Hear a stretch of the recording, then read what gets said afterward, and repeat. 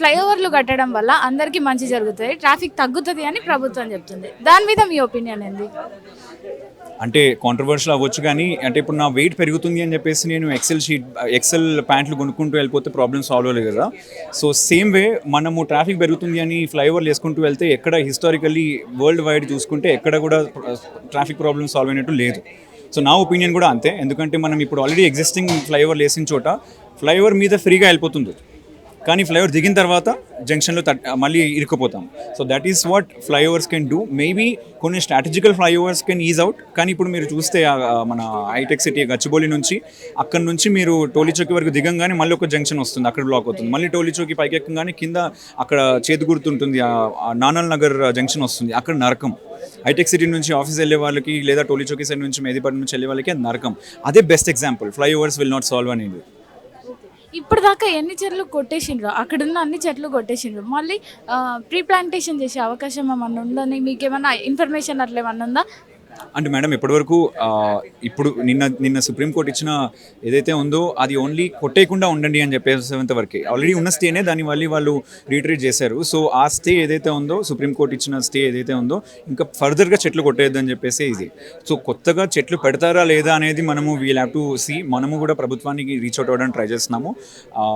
ఎందుకంటే ఇది ప్రభుత్వ వ్యతిరేక పోరాటం కాదు, ప్రభుత్వ వ్యతిరేక ఆలోచన కూడా కాదు.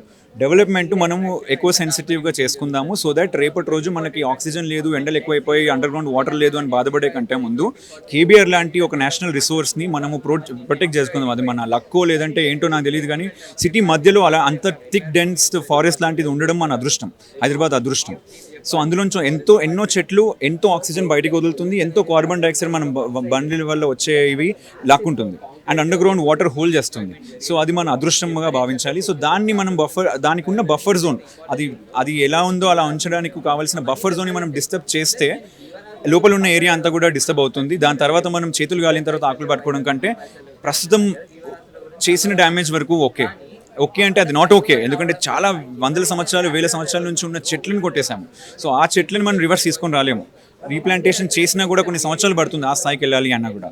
సో ఇప్పుడుంది ఏంటంటే మిగిలిన చెట్లను కొట్టకండి ప్లీజ్. దయచేసి మా వాలంటీర్ గ్రూప్ నుంచి చెప్పాల్సింది ఏంటంటే మిగిలిన చెట్లను కొట్టకండి. ఎందుకంటే వాటి నుంచి నేను ఆడియన్స్ చూసే వాళ్ళందరూ కూడా ఒకటే చెప్తున్నారు, బండి మీద లేదా విండో డౌన్ చేసుకొని కార్లో వెళ్తున్నా కూడా ఆ ఏరియాలో వెళ్తుంటే చల్లగాలి తగులుతుంది. మిగతా ఏరియాతో కంపేర్ చేస్తే ఆ ఏరియాలో చల్లగాలి తగులుతుంది. అది తగ్గింది అని అంటే విచ్ మీన్స్ ఎకలాజికల్గా లేదా ఎన్వైర్మెంటలీ ఏదో డిస్టర్బెన్స్ అవుతుంది అన్నట్టే కదా.